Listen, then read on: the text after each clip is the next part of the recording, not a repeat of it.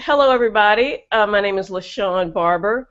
I am the news editor for Black Community News. It's a news site that is a project of Star Parker's Cure. And with me this morning is Leo Smith. He is the Minority Engagement Director for the Georgia GOP. And he has his work cut out for him. Oh, we do. Yeah, Leo, my first question is, how about those midterms? Well, we're excited about them. I think that this time we won one for the Gipper. I was really impressed. I was a little nervous, especially with the Tom Tillis race, but I was very pleased. Well, I think America made a very, very strong and resounding. We want issues, we want solutions and remedies, and I'd love to talk more about that. Yeah. So what does minority outreach look like in Georgia? What are some of the things you do to reach out to blacks? Well, the first thing is that we had to start internally. And before we could reach out, we had to look within and make sure that we had the right kind of ecosystem within the culture of the GOP to receive people when they came to us, LaShawn. So we didn't start out by looking at the other, meaning the people that we wanted to reach. We started out by looking at ourselves and asking ourselves, are we an engaging party? Are we an engaging culture at the local level? And what do we need to do to make sure that we are? So we started there with our chairman, John Padgett. And we made some distinct and somewhat aggressive moves in order to make sure that we were there. And one of those moves was looking at things that we might have done because of tradition for the people that we were comfortable with, and we decided we were going to start out being uncomfortable. And we did that internally and removed all the blockages. Oh, great. I've read a little bit of that long Guardian article, the interview you did. That was awesome. I think it was last year. Yes. And I think I read in there that you sort of went to the black churches to try to reach people. The black church has traditionally been the social center, the religious center of the black community. How did they receive your message? Well, yeah, we could be really romantic about how to do engagement and outreach, and we decided let's deal with the low-hanging fruit. Okay, we know that there's a lot of religious rights people in the Republican Party. We know also that African Americans traditionally are pretty religious people when it comes to Christianity. So we went to the church. Plus, the church is our town hall, so to speak, in the black community. So we went there, engaged those people. We used the skills and capacity of the surrogates that we've been working with. Myself having a background in black church administration, and other people who are assisting me having backgrounds working with black American churches. We thought, let's do it just like a network marketer would do. Write down the 10 people that you know, 10 pastors that you know, or you go to their church, and let's see if those pastors will meet with us. Uh-huh. That's how we started out, and that really kind of helped us quite a bit get started. Well, that's good. My personal story is that I came to the GOP nobody appealed to me by race. I just started examining what I believed in. This was before I became a Christian. And I realized that I was against a lot of the things that the Democrats supported. So why am I voting for Democrats? And the first time I voted for a Republican in the 90s, I was so nervous because, black people just didn't do that. So it's kind of strange. What is your story? Did you grow up in a GOP voting family, or did you come later in life?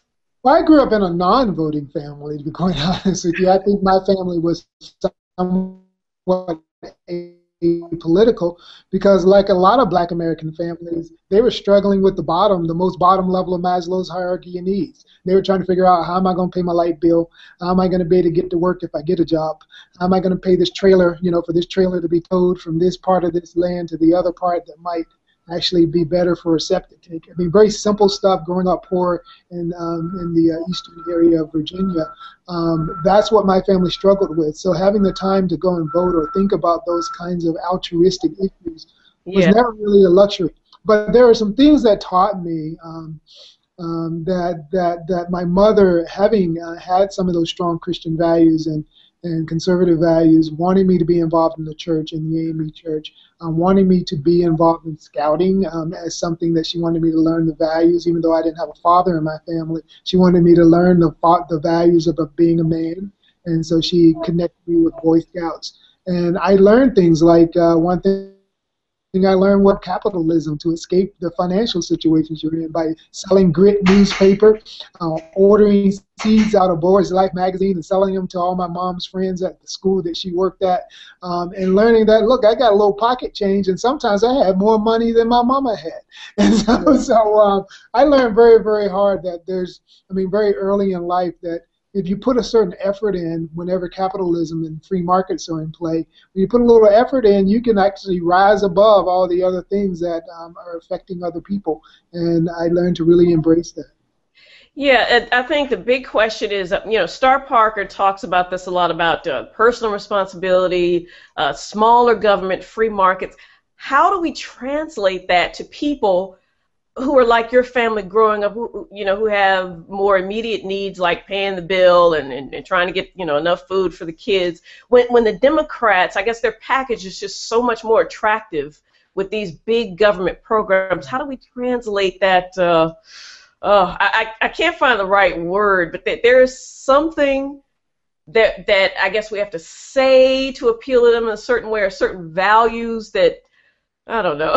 I think it's, we've been focusing a lot on Missouri lately, but I think it is one of those show me things. I think we have to not only just say it, but we have to actually be there with them and do it with them. And that's one of the things that I really like about how we approach minority engagement as opposed to just doing outreach, because outreach might be that idea of giving somebody something, giving them knowledge, giving them a hand, but engagement is more sitting there with them and creating something. Yeah. And so I think in the case of, just like we look at why we need education reform and what young people like, I mentor a lot of young brown-skinned boys, as my little kids call them, brown-skinned. I mentor a lot of young boys, and a lot of them had dropped out of school, but when I said, hey, look, I'm going to algorithms, they go, ooh, yeah, really? And then they get involved with me and they learn how to do that. And now they're coding and stuff like that. And they love school all of a sudden. Here are dropouts who now love schools. Same way. People have been taught to fear capitalism. Being wealthy is greedy and all that kind of stuff. But when I show them what kind of freedom you can have, when I take them shopping with me, and I said, look, I'm going to make a choice on this or that based on how much money I got. Now, how did I get this money? And we make it real like that, because a lot of times when you never had money, you don't know the power and the freedom that you can get by making good use of it and good stewardship of it. And I think that kind of mentoring and one-on-one is the way to go. That's why that is interrelating like that. It can't just be media. It can't just be messaging. It's got to be people knocking on doors, getting to know church repasses down in the basement of a church, doing like teaching the stock market game with a small group of young men or girls, robotics classes. We're even starting. I was up in northern Georgia yesterday. No, 2 nights ago, I was in northern Georgia, where they're in the carpet industry there. There's a 44% Latino community up there, and we're starting a soccer league. The GOP is starting a soccer league. Wow. Hand in hand. Yeah.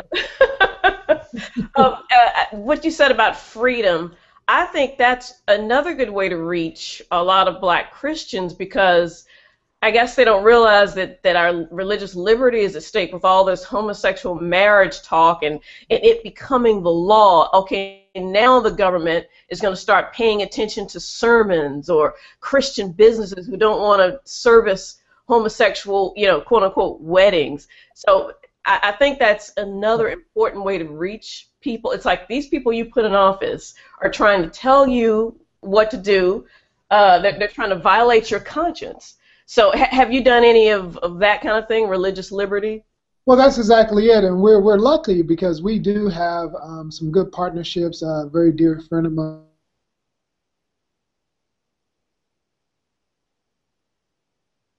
and Virginia Galloway, who we do partnerships, and we have done a lot of work together. And so we've used some of that work. And certainly we're not trying to do a fear campaign strategy here, because it's real. What happened in Houston is real. A judge, a liberal judge, sat there and demanded to see the sermons. Now, Yeah. what if that was happening during the civil rights struggle? What if a judge was sitting there saying, Martin Luther King, turn your sermon in before you preach? Yes. What if they were doing that? Black Americans, that ought to resonate with us, how dangerous it is if they want to sort of decapitate religion and the freedom that we got. Can you imagine slaves not so free were called to the woods to pray, to have the faith and the courage and the strength and the confidence to break free of the chains and use the Underground Railroad? All that came because of great sermonic leadership. And we want to make sure that stays alive. Black Americans ought to be fighting to make sure that stays alive. And the only place to do it right now is in the Republican Party. Yeah, I agree. I have been talking and blogging about this since 2003, and it is so tough to break through, to break those stereotypes about the Republicans being racist. It's really well, you know, Oh, go ahead. I'm sorry. I saw we got a little lag, but I'm gonna hear you and then watch your mouth stop before I speak. Now, because I can see your mouth still moving sometimes. But LaShawn, you know, one of the things I tell people, and I relate this a lot when I speak to people across Georgia and poor communities and legislative leaders too. I mean, the Black Caucus here in Georgia, I've challenged several of them. Look, how do you keep saying we need to grow government, we need government to do this, we need government to do that, but at the same time, you say that you want to rage against the machine that is government and U.S. oppression. So you say that America is oppressive, you say that America is racist, but then you want the American of government to control everything in your life. That's like saying to the Grand Wizard of the KKK, please tell me what to do, what to eat, educate me, feed me, turn on my phone, give me everything, even shoot some medicine up my veins and tell me when I can get it and when I can't. And we're saying that to somebody we say is oppressive? That makes no sense. You cannot grow government and at the same time say I want to be free of government. Yes. So true. Thanks. I wish that there was just a way we could convey that more. But what you're doing, real work in the trenches, so to speak, and we admire you. Star wanted to do this to let other Republicans know the kind of work that people like you are doing. And this video will go up on Black Community News, all our social networks. It's going to go up on Star's site. She's going to post the video and tell people about you. I want to thank you for taking the time out of your busy day to talk to me this morning. It's my pleasure. My pleasure. And LaShawn, let me tell you, Star is one of my real heroes. She's my sister. I had the pleasure of having her here in Georgia many times, and there will be many times more. But her work and your work with her can't be more important than it is right now. I mean, right now that we've won the whole country, and the whole country is saying, okay, show us some substance. We've seen all the sizzle, show us some substance. And now that's when policy becomes even more important. Because now we're at a place where we recognize that some people don't get involved and they have apathy about politics because they're struggling with the lowest forms of needs on Maslow's hierarchy. But if we can connect good policy making with helping those people in their pocketbooks, in their hearts, and in their heads, then we really can start to engage people in a way that would make them active in a way that America's never known before. I mean, if there's going to be a new civil rights movement, good conservative policy making that makes a direct impact on people's quality of life. And we need good policy thinkers in order to do that. All right. Well, thank you so much. Thank you, LaShawn. Looking forward to more times.